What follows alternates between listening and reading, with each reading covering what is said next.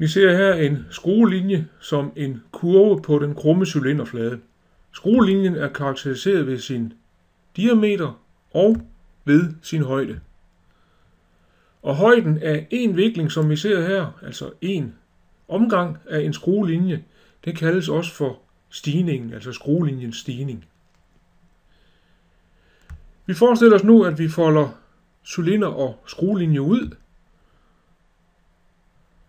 Og så vil vi se, at skruelinjen vil være et ret linjestykke, som er hypotenuse i en retvinklet trekant.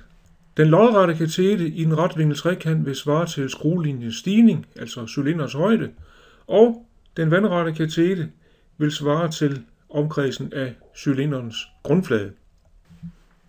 Det betyder altså, at vi kan bruge Pythagoras til at beregne længden af skruelinjen.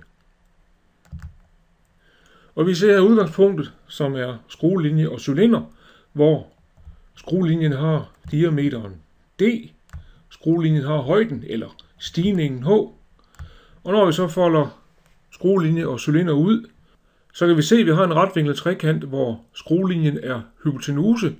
Vi har en lodret katete, der svarer til skruelinjens stigning, og vi har en vandret katete, der svarer til skruelinjens omkreds.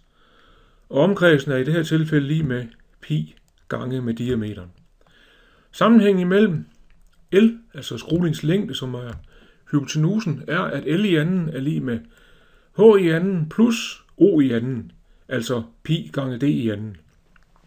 Det kan vi sammenfatte til en formel til beregning af skruelinjens længde, nemlig at længden er lig med kvadratroden af pi gange D i anden plus H i anden.